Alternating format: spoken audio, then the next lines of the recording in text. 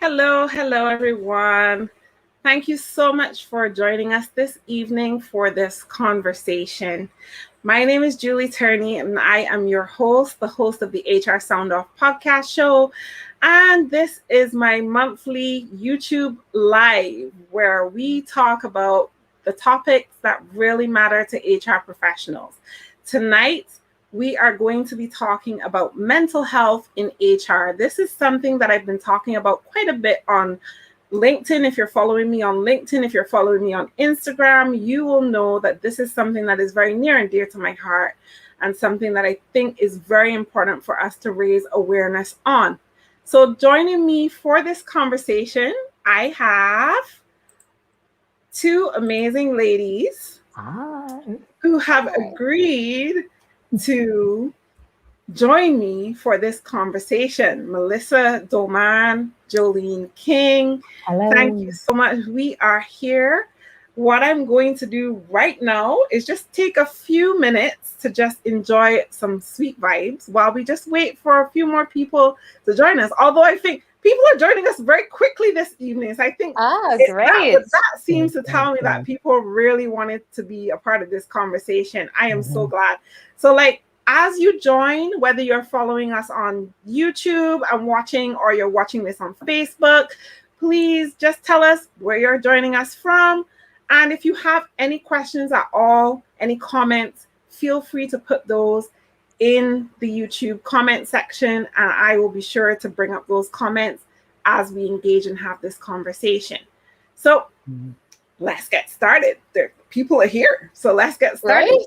Yeah, so what I think we should do is I'm just going to give you ladies an opportunity to introduce yourself. I'm going to disappear for a moment, and I will say, let's do this. Jolene, you go first, and then Melissa after. Okay. All right. All right. I'm Jolene King, Principal Consultant of 246 King Consulting. I'm a mental health advocate and an HR professional with over 15 years experience in the UK, the US, and Barbados in different industries across different sectors. I promote mental health awareness and employee health and well-being. So that's me. Melissa, over to you. Hey, everybody. I'm Melissa. Hello from just outside of Washington, D.C. in the U.S. I'm an organizational psychologist and former clinical mental health therapist, and I specialize in equipping companies, leaders, and individuals on how to actually learn to understand and talk about mental health at work. I used to live on the other side of the pond near Jolene. So I lived abroad in England and Australia and South Korea. And I try to use my international experiences to inform and nuance the approach that I take to the diversity that exists within the mental health at work conversation. And I'm so excited to talk about mental health in HR because there's so many parallels in terms of mental health of HR professionals and clinical professionals as well. So Julie, thank you so much for having me.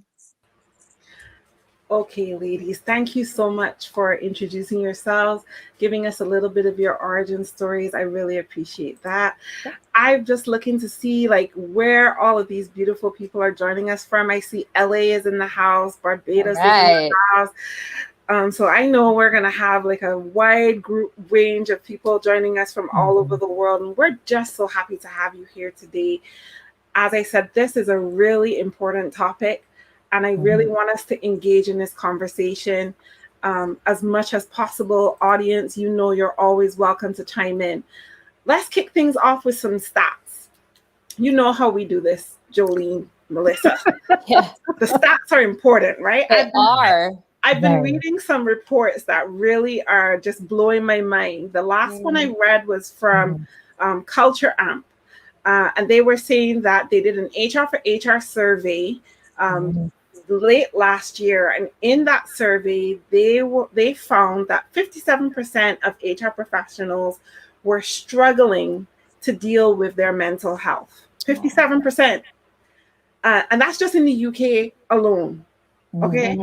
Now I also checked out the survey that was done by Reward Gateway, again HR for HR, and they were saying 67% of the HR professionals within that survey were stressing that they were having issues with engaging employees during COVID. They were struggling with their own mental health during COVID. And I think that these are just two of the reports that I'm going to mention right now. Staggering enough for me.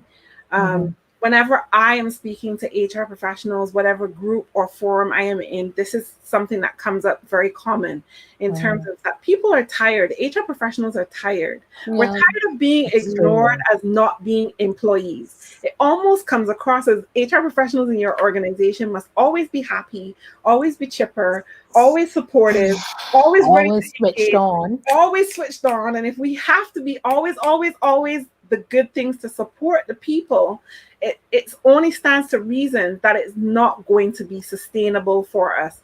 And COVID-19 just made it even worse. Yeah. So my question, as always, whenever I engage people is, why is it that HR professionals neglect their mental health? Why do we, yes, we put people first, but in order for us to be able to help people and support people and give them our 100 and be switched on, why do we neglect our mental health, ladies? Do you want to go first? I'll take that first. I'll take it first. I see you. HR professionals are used to wearing multiple hats at the same time. So you got to be the counselor, you got to be the psychologist, you got to be the mediator, you're the people champion, you're the advocate. And it's kind of like HR professionals adopt a superhero complex. So you think you can do it all because you've been doing it all for so long. And then there's a tendency to take on too much. And if we talk about stress and the stress container, at some point that container will overflow. And that's what happens. And also, we try to be all things for all people. And that's not sustainable either. And then you got to remember that the HR professional is predominantly female. And what do females tend to do? Neglect themselves and take care of everybody else as nurturers. So, put on your oxygen mask before you start tending to others. Absolutely. So that's what I think. That is, gosh, I would have said literally every single thing that Jolene said. And something else that I also want to say is, just to add on that, is not only is it sometimes the hesitancy or even the not being aware about putting that oxygen mask on so you can show up and do well for others. It's that there's so many different situations that they're managing at any given time that require their attention in any direction. And the pressure, and I would draw a similarity here between HR and being a former clinical therapist, is that pressure around maintaining neutrality and not showing your cards, which is inherently not a human thing to do. And so there's that pressure that you don't go past that screen. And there's you're going so quickly and you're dealing with all of these situations that slowing down to realizing that impact on you is not something that HR professionals, based on the ones I've spoken to, are told to do. They're not telling HR professionals, well, take a moment for you. I know that you dealt with this suicidal employee, or you had to call CPS because you heard about someone who's abusing their kids. Take the day and think about that. Yeah. How often are companies saying that to HR professionals? The thing is that they're not, because they typically, historically, have been told you're here as a resource for the human capital. I hate that phrase. And in addition to that, to protect the best needs of the business, which means that your well-being as the HR professional doesn't come second, it doesn't come third, it comes towards the bottom of the list. And that is so unsustainable.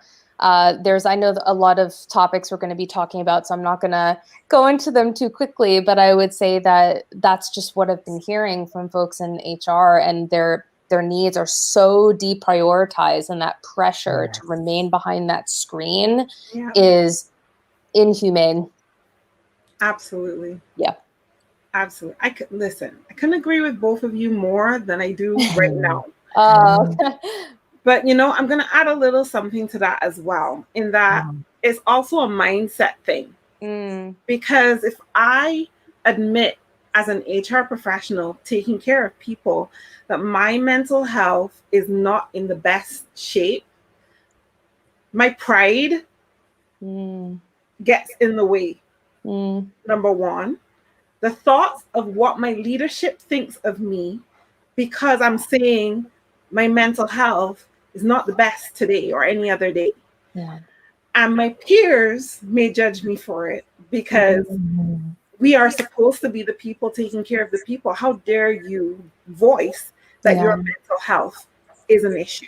And so for a lot of HR professionals, I see from my perspective and from the people that I know and talk to that this is a problem. Yeah. I don't want to come across to my peers as though something isn't right with me, because I will lose their respect.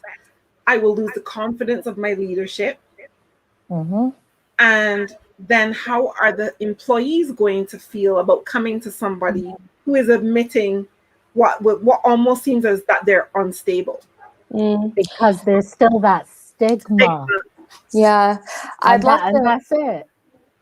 I'd love to add on what you said, if that's okay. I think that one of the biggest pieces around this is that, especially for folks that sit in HR, that if people were to respond that way to an HR professional saying, I'm not feeling very well today, or I'm struggling with depression, or whatever it is, and that double stigma that is put on HR professionals, one of the most productive, reasonable things you can say to naysayers like that is experiencing a full range of emotions, positive and negative, is a healthy adult practice. And I'm human just like you. And just because I'm in HR doesn't mean I'm exempt from that.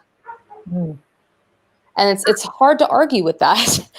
So that's one of my canned responses that I tend to have for folks that say, well, mental health is not a workplace issue, or it's not an HR issue for HR professionals. And I go, oh, I don't know about that.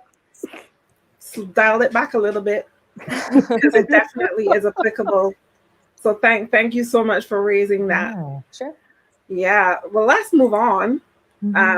So what are some of the traumatic experiences that HR professionals go through that you believe they should seek support for? Okay. So Forbes issued an article a couple of weeks back where they were talking about PTSD. And they dubbed COVID-19 as a traumatic event. Absolutely. Yeah, of course. And so as a result of that, when you think about HR professionals being on the front line, because we're not the, fire service, doctors, hospital people, our supermarket people. I can't forget the supermarket people. We couldn't survive without them. Saved us all. Yeah. Saved us all. And but HR professionals are always on the front line, never stop being on the front line. And so even in this crisis, PTSD is a real thing for HR professionals, whether they recognize it or not. Yeah. But that article from Forbes really did make me take a step back and go, hey, well, I'm thinking about situations that I've been in throughout my career and not recognizing that this was or did cause me PTSD or PTS. You know what I mean? So what are some of those traumatic experiences outside of COVID? I think you mentioned a few before. When you talked about suicidal. What are some of those things that I could speak about them? You guys are here to help me talk about. I can speak about some too, but Melissa, you go first. Sure.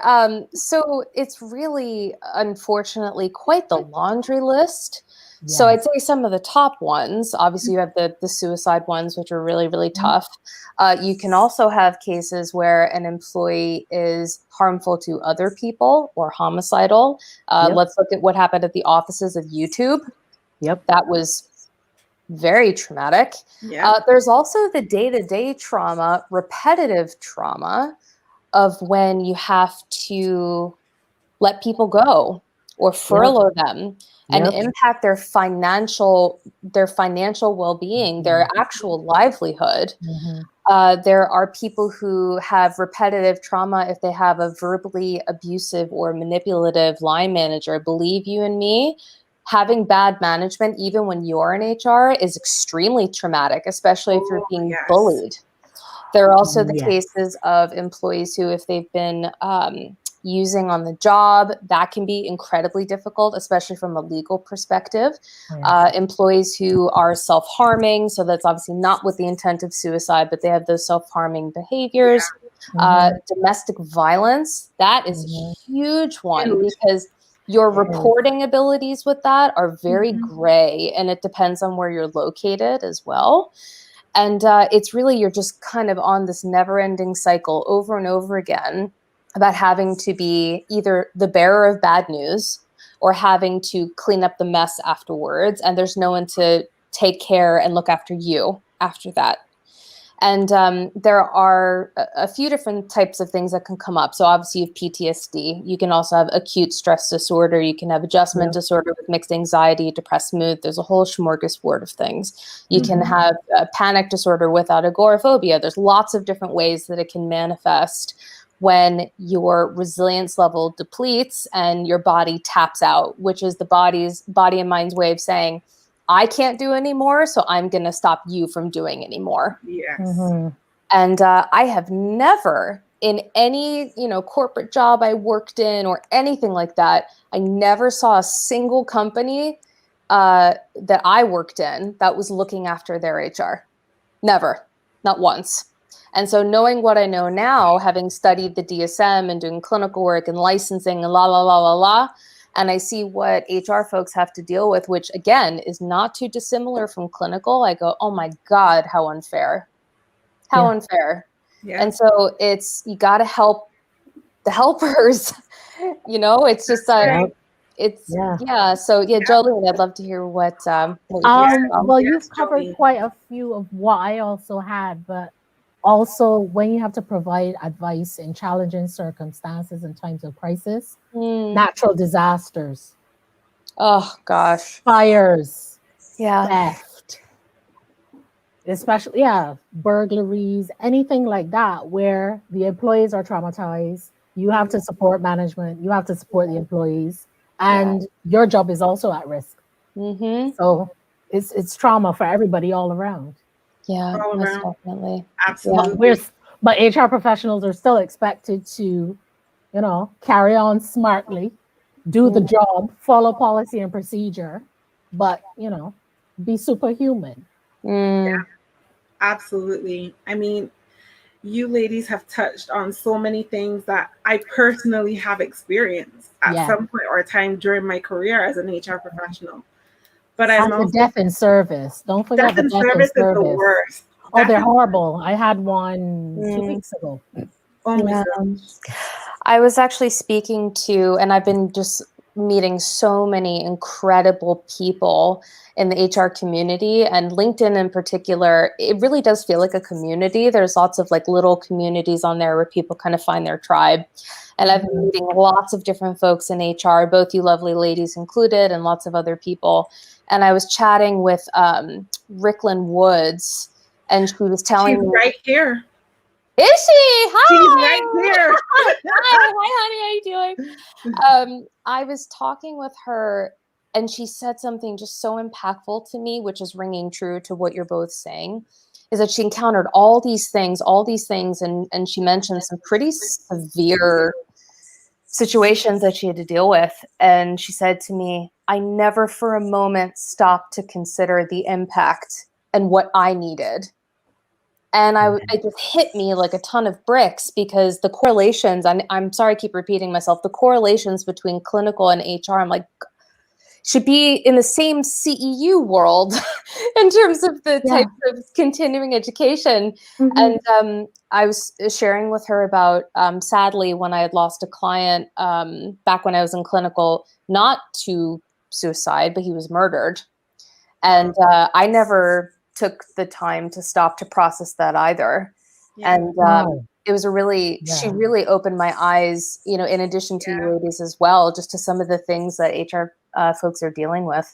Yeah. And it's definitely not easy. I mean, I think of all the things that I've experienced in my career, but there were two things that you mentioned, Melissa and Jolene, that I know. Like, I sit in a couple HR groups across different social media platforms, and I actually was engaging in a conversation a couple days ago on one of my Facebook groups where a young lady was saying in HR, an HR group, she is being bullied by her HR director. Oh. Now, there's already the war of, us and them leadership. We're either for leadership or we're for the people. Mm. When the war is within your department, it makes it even harder for you to bear. And Ricklin rightly said it before, people think that we're built for this because we chose it. Yeah. That doesn't mean we're Very built well for said. it. There was another lady who I was having a conversation with on my podcast, and she was saying that she works with gang members, active gang members. Wow. That her organization employs active gang members only. One of the metrics that she has to measure is shots fired. Wow. She said right now she is driving her car with a bullet hole in it. Wow. Oh my gosh. And, you really expect me to be okay? I'm not built for that. That's right. Seriously, you expect me to really be okay? I'm dealing with all of this in the midst of a pandemic as well. Huh? I have a question. I realize that's a bit untraditional because I'm a panelist, but what I'm so curious about is in the clinical world, when you do a master's, doctorate, whatever, most of those programs, I can only speak for the US, not other countries, mandate that you also go through counseling.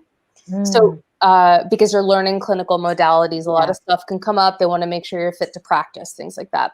I am so curious as to why, when folks are getting degrees in HR and things like that, why aren't there suggestions about getting your own support as well within the HR disciplines to go for counseling? I don't know if you guys have like practicums with HR masters and things like that, but they encourage reflection, but that is more for professional development. Got it. They don't talk about getting support for the traumatic experiences and all the other things that you are likely to deal with throughout your career. Case. Yeah. It's kind of like you need a really good mentor to tell you that. Yeah. This is why we're here. This is why we are here today.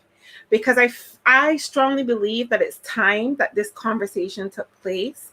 I believe that it's time that leadership recognize if you want the people who support your people to be at their best, to constantly giving from their heart, to constantly be on the empathy scale, doing everything that we do and be completely switched on. We need support, which is why I'm asking which is why we're having this conversation, which is why we're bringing awareness to it. And I'm so glad that there are so many HR professionals joining us for this conversation this evening. And please give us your thoughts. I'm happy to bring them up in the comments so that the ladies can see what you guys are talking about in the chat. But this thing is very real. And for me, I feel that this is something, I know we're going to talk about this a little later down, but I truly believe that this is something that needs to be raised in terms of, do we need to really start looking a little differently at how we hire HR, how HR is trained, especially when it comes to these things? Because I think that from a business perspective, understanding the business is not rocket science. You want to know all I need to know is, how do you make money? How do you lose money? Where do the people that you need fill those gaps? Like understanding the business of the business is something that I learned from the other people who are hired, which is why finance and operations are always my best friends in an organization, right? If they help me understand the business of the business. But if you really want me to be at my emotional best, to Mm. be able to give of my best, and also to become a coach. I Mm. want to step out of this phase of us managing processes and paper Mm. and really take care of people. Mm. Then Yeah. you need to start, you need to start looking at my personal development differently. Mhm. When you recruit me, Yeah. you need to think about my journey and not just the employee journey, Yeah. because my journey matters even more so. Couldn't agree more. Yep. Couldn't agree That's more. why we're Agreed. here. Yeah, Yeah. most definitely. Okay. I couldn't agree more. And I'm so curious around the kind of human development or psychological theory stuff that's present in HR degrees and things like that. It's really, gosh, I know I'm like a broken record. It's just so similar to clinical, but it's just you're not diagnosing. It's a very similar skill set. You're just not diagnosing pathology. Exactly. You're still encountering it. You're still Mhm. encountering Oh, yeah. situations, but in a different function. Mhm. Yes. Absolutely. So I'm And you have surprised to those be able to industries call don't it talk out, more to each other.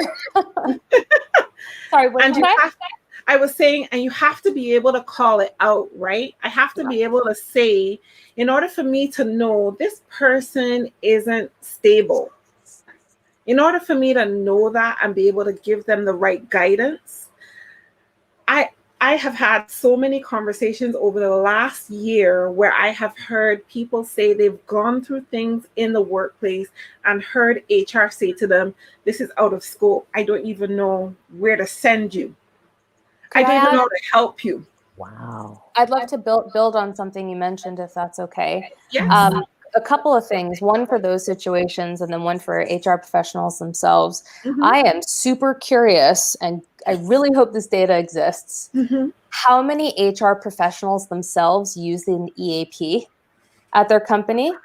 I'm super curious because Hardly any. Melissa. they're the ones None. One in 5. One because in 10. they're the Maybe ones so who have to manage that account with the Yeah. EAP provider. We're So they good at probably signposting it, but we don't they're use it. probably feel like they can't call the EAP. I mean, they could use the private insurance and go see a therapist, things like that. But sometimes that can be a really long wait, and so that's what the EAP is for. In addition to that, Mhm. it's dealing, like I mentioned before, with the whole range of emotions. There are the people who are very unstable, and those can be emergent situations. But also, there's everything else where people who do have a condition, they are stable, but they're having a flare up, or someone's had a really stressful event, or just a really shit day, Yeah. and everything in between. So it ranges from super mild, transient things all the way to this person needs to go to a hospital, and everything in between. Uh-huh. Yeah. Very few, Jolene. Very few, Melissa. Hardly. Very That breaks few. my heart to hear that. Very Hardly. few. I am actually like, okay, so there, because I've been looking everywhere for this data, I could not find it. I'm so curious for the answer. Someone's got to do the study. Let me tell you this, right, Melissa? Tell me. When I first started my business, the first thing I did was I went to research, and I went to, okay, HR for HR support. Mm-hmm. When you Google HR support, you get what HR should be doing for the organization, what HR should be doing for employees. There's nothing that comes up in that search that says this is where HR can go to get support. Top suggestions for HR professionals in terms of their well-being. When I start to Google self-care in HR or well-being in HR, very few articles are you finding. I'm now starting to find a few articles. Because it's COVID times, you now start to see things. But prior to that, very few was I able to find. So I created an HR for HR survey, which I'm about to release. Ooh. But I did kind of test it amongst a few people and ask that same question. Do you, as an HR professional, use your company's EAP program? Wait, first of all, does it exist in your organization? Because I'm not going to fool myself and believe everybody has one. Yeah. Right? But then what I want to know is, if you have one, are you as HR using it? And the answer so far amongst my test sample of people has been no. And that's 30 people across the globe. Wow. Did they say why they haven't used it? No time. Don't have the time. Yep. That's it. Don't have any time to take care of myself. But I don't have time is the number one reason. I also took this question to Twitter and asked my Twitter. HR people on the Twitterverse, are you guys using your employee assistance program, or are you getting coaching? The answer was no. Why not? Don't have the time. Mostly they don't have the time, or it's not going to be supported by their organization. Wow. So the numbers so far are telling me that people just in the HR space, we as HR people just are not taking the time to take care of ourselves. Brooklyn is saying that she has used the EAP, but let me see what she's saying. She's used the EAP, but did not talk about the impact of work. Didn't know I was dealing with trauma related to work. But that's another thing. You might just think that it's a regular work day and not recognize that it's actually trauma that you're experiencing. Yeah. Yeah, that's a good point. Yeah, and she's now making the connection 15 years in. Better late than never.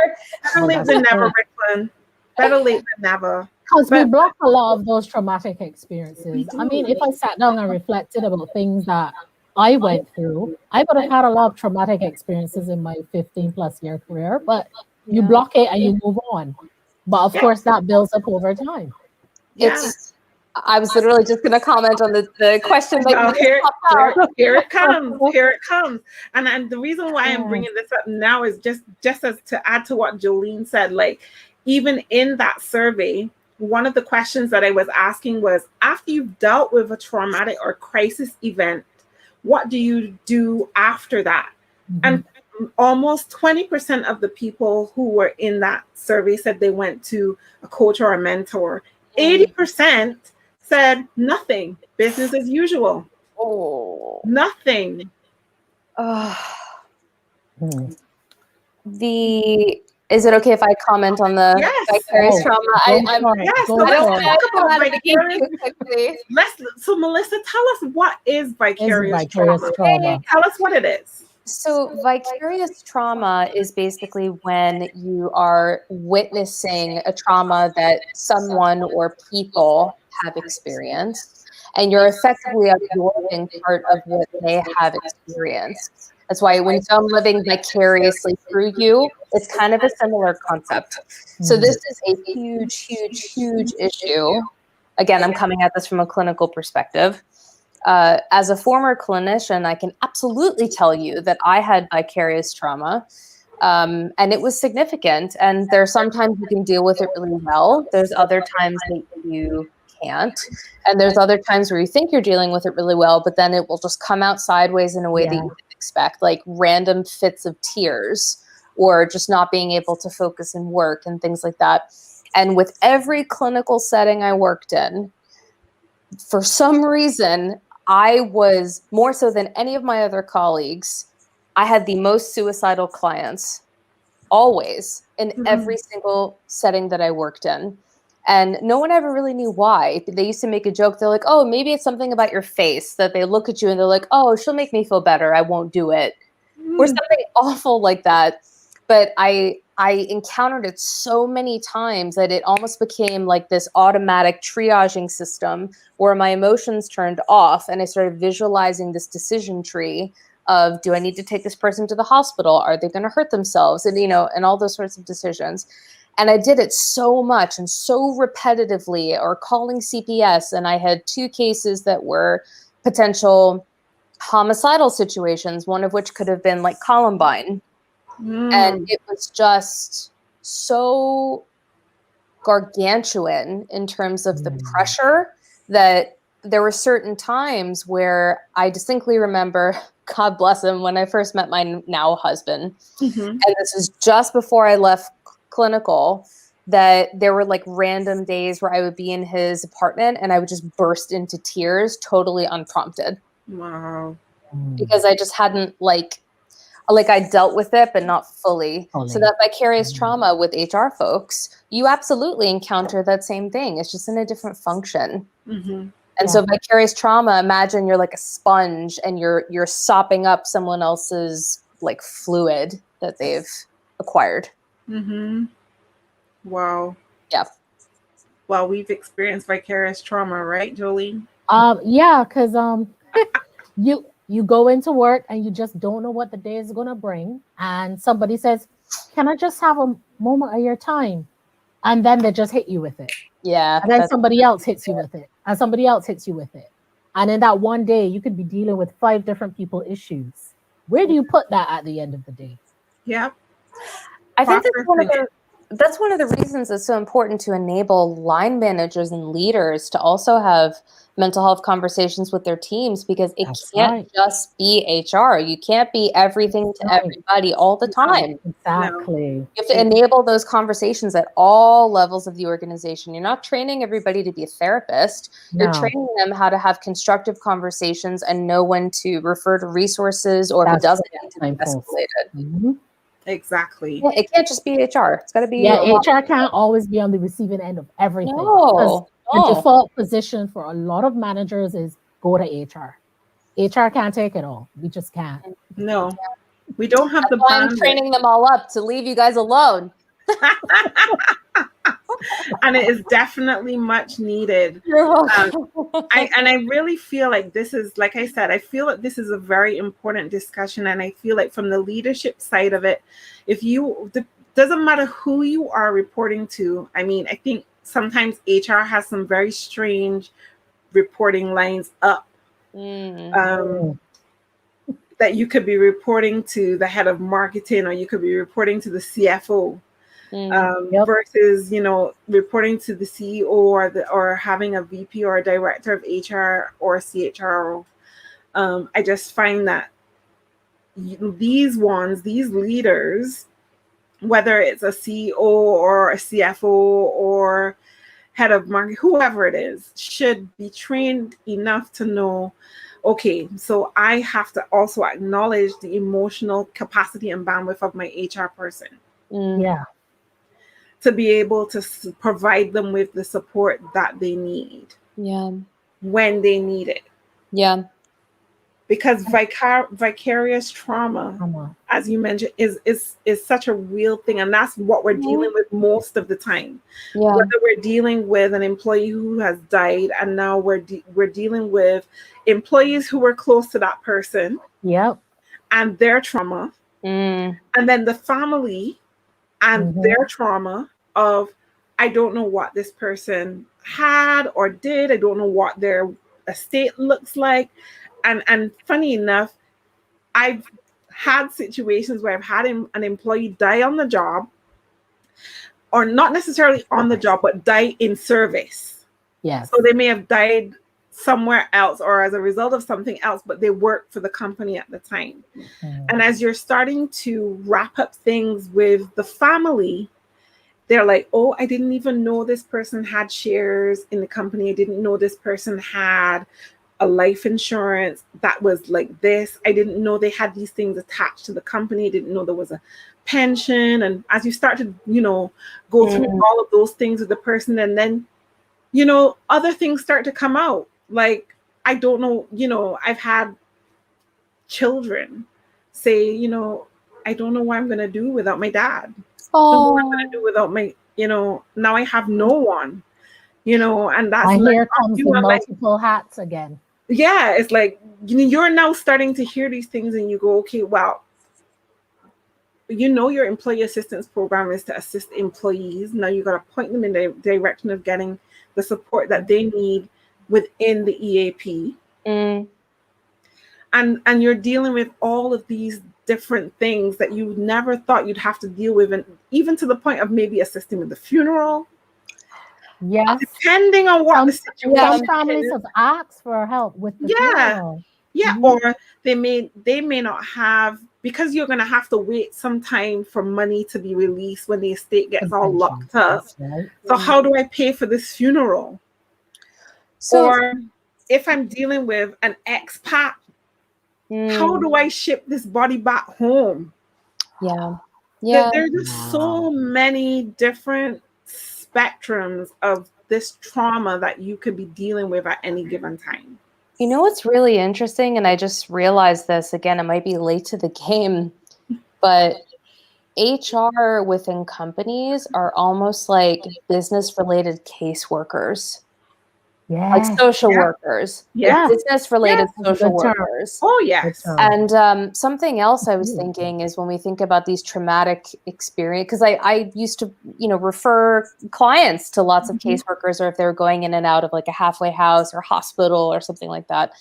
And they were the ones dealing with the logistics and then delivered the person to me for therapy. And so it's really interesting with that. And also if we think about, as Jolene was saying, it's all landing on HR. It's all landing on HR.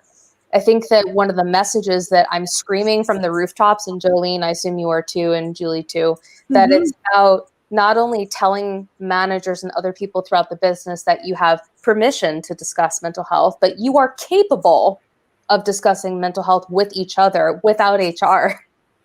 Yeah. So some people might be doubting their own abilities and their self-efficacy in that area. And that's why it's so important to train everybody up to understand that they can. They don't need to be in HR. They don't need to be a therapist to have that sort of impact, to take that onus, that sole burden off of HR. Absolutely. Right. And we've only just we've scratched the surface. Like, what I feel would be another extension of this show is we're at 6:42. But like I feel like the other thing that we haven't dealt with from an HR perspective that we also need to touch at some point is when HR not only has to discipline or terminate an employee, but when we're doing it at the leadership or the shareholder level. And someone more senior than you. So someone more senior than you. When you're disciplining someone more senior than you, to the point that you may have to terminate them. Let's think about the guy that was just terminated from KPMG for talking the trash he was talking. But also, you're holding leadership. You're holding shame. You're holding shame, especially if nothing is done. Or if you in some way were complicit, like you never said anything about it. And that in itself is a whole set of other trauma. Because I'm holding guilt and I'm holding shame because my leadership are doing things that are not exemplary. They're not leading by example. Neither are they saying, when you think about who is the HR in like the government space? When you have senators and mayors that are sexually harassing young women under their jurisdiction or in their working with them, or you have a CEO or a shareholder who is sexually harassing HR. Because when we talk about sexual harassment, we always talk about it from the perspective of an employee being sexually harassed. But I have interviewed people on my podcast who are in HR who have been sexually harassed. Not only, so like one example, this lady who I interviewed was actually sexually harassed by another woman. Oh, interesting. So you have sexual harassment happening at different, in HR. It's to HR professionals. Like, so how do you process that? I remember when I lived in the UK, I can't remember, Jolene, you'll probably know this organization because it's already skipped my mind. I remember when I was living in the UK that I'd heard about an organization, I think it was through the government, that you can report workplace bullying and harassment to this government organization. It's killing me, I can't remember the name. But I don't even know if something like that exists in each country globally. That's the thing, is because you have to have somewhere that you can go that's beyond the number one. Independent. Yeah. So thankfully that's in the UK. I severely doubt something like that exists in the US, because in the US it's very individualistic and very business priority first, employee priority second, third, fourth, fifth, sixth, seventh, eighth, ninth, 10th. So it's really not everybody has that outlet to go somewhere. No. And this is one of the things that I talk about all the time. We have those organizations that sit out there, the SHRMs, the CIPDs. We have all these different organizations that sit out there talking about supporting HR, but yet still where do you go to call them to say, this is the problem that I'm having? Why is there no global HR consortium, or global HR, even in this moment of COVID? Why didn't all of these organizations get together to support every HR professional across the globe and say, look, these are the kits that you can use to roll out in your organizations, or let's have a discussion about your pain points? I feel we need a global HR consortium, because I just feel left to their own devices, they will do one thing or the other, but they're not really providing the support that we really need. A certification is one thing. Webinars, I think most people are Zoomed out. But these conversations are not happening in those spaces. Is there no supervision? I'm sorry, I keep coming at it from the clinical background, but supervision is so crucial, especially when you're a young professional, things like that. Are there supervision tracks within the HR field about having those touch points and things like that? No. Well, it sounds like you have a job to do, Julie. Get this global consortium started. Definitely. Well, I definitely have my work cut out for me as I continue to do the research. Yeah, no pressure, right? No pressure whatsoever. No pressure whatsoever. But I just feel like it needs to be done. And I feel like this is why it's important to use your voice. And I'm just going to, try my best to make sure that I voice these things across every possible platform I can find to help and support HR professionals, because it's time. And so it brings me to this question about supporting HR professionals. So one of the questions I asked in the survey was, do you think that what are some of the ways that you would want to be supported, whether that's through coaching, through therapy, through a mentor? What would you prefer? Most people now are asking for coaching. Is this something that you think that leadership should include, just like that training should be included in the compensation packages as you are hiring HR professionals? I feel like this is a whole conversation about how do we revamp the compensation of HR? I have a lot of opinions on this. Go for it. So, obviously you have the benefits that everybody gets access to in the company, whatever they are. And there is the feeling of not having permission or time to use them yourself as an HR professional. But not only is it important to, because everybody needs a tune-up. I don't care who you are. Everybody can use some therapy or a bit of coaching, no matter what the issue. And I think that it's important not only to have the access to the clinical professionals. So as you ladies know the data, the World Health Organization says 1 in 4 people will struggle with a mental health condition in their lifetime. And I would be willing to say that in the near future, that will become 1 in 3. Or maybe 1 in 2 with all this nonsense going on beyond COVID, because we all know there's a lot going on more than that.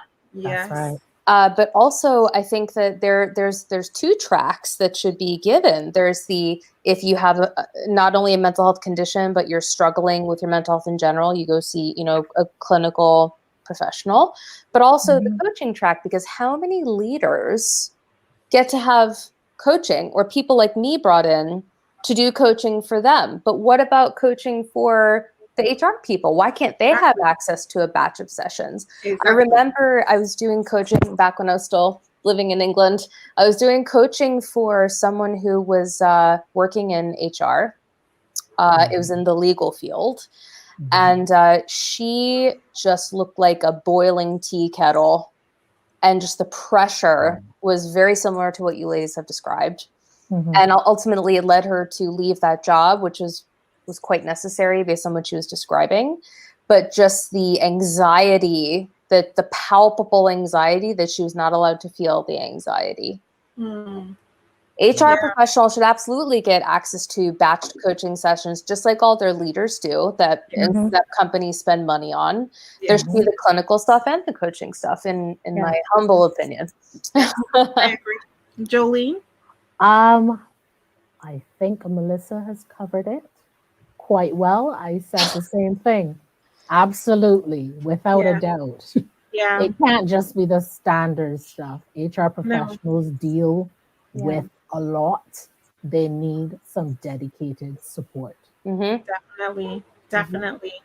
And I recognize this from a very long time. I see Aura is joining us. Hey, Aura.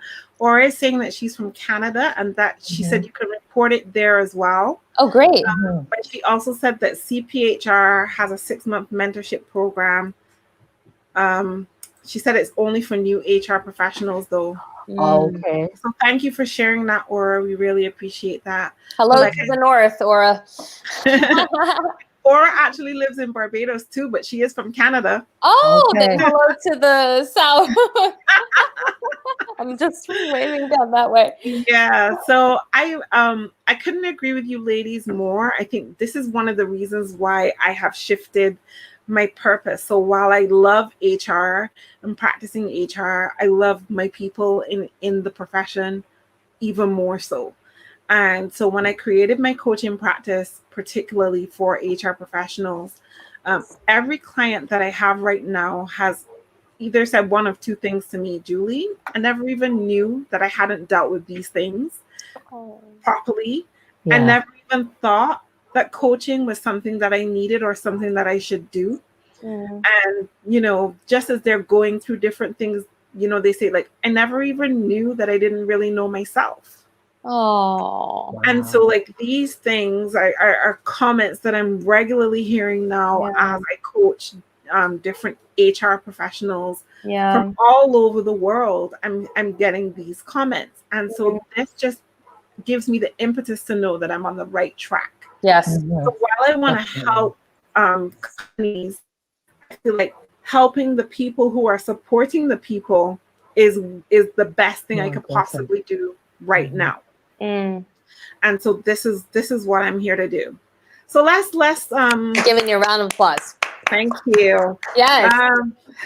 Closing remarks, any comments, any recommendations? What can HR professionals do right now to take control of their mental health? Jolene. First off, become better at recognizing when you're actually struggling and when you need help. So some of these things that you could be struggling, your sleep is starting to be affected. You're either sleeping too much or you're not sleeping enough. You're not concentrating at work or outside of work. You're not enjoying the things that you used to. So your mood is clearly being affected. Check in with yourself then. That's pretty much what I'm saying. Look after yourself every day. Get your alone time, get your me time. Remember the importance of self-care, because if you don't do it, nobody else will. So make sure you get adequate sleep, look after your diet. Your diet isn't just what you eat or drink, but also what you consume, as in the social media, the news. I've been limiting news right now because it's all bad and I don't need that kind of impetus. And pursue your hobbies, get some recreation, just look after yourselves, because these are tough times and they're gonna be tough for a long time to come. Definitely. Melissa? Very well said. I would say I have two pieces of advice. Give yourself the permission as of today to use those resources that you are recommending to other people. And if you're encountering people at your organization that you're feeling like they're taking that permission away from you, then it becomes some version of, just because I work in HR doesn't mean that I shouldn't have access to the same resources that our employees do. And don't you want someone working in HR who manages their mental health consistently as a healthy adult practice, so I can show up for your employees? Yes. Make it sound like you. Obviously, you don't need to like verbally gut punch them the way I might have just done. But give yourself that permission to take advantage of that stuff. And then if people tell you you can't, come up with a mature, calm, reasonable, logical way that cannot be argued with, that it is reasonable that you want to do that. Yeah, definitely. Thank you so much for sharing that. Tell these beautiful people who are still here where they can find you on social media. Let's go with Jolene first. All right, so I'm on LinkedIn. That's how you can find me on LinkedIn. Search by my name. I'm on Instagram, 246 King Consulting, and I've got a Facebook business page as well, 246 King Consulting, and my website is 246king.com. Thank you. Melissa? So I am findable on LinkedIn and Instagram as listed there. I do not have a Facebook business page, just a personal page. I think that's mine. I'm not really sure. Yes, it is. It is. Okay. Oh, well, that's good for me to know. Great page. And my business website is melissadoman.com. Please reach out if you want help equipping people throughout your organization to have these discussions so they don't all fall on you.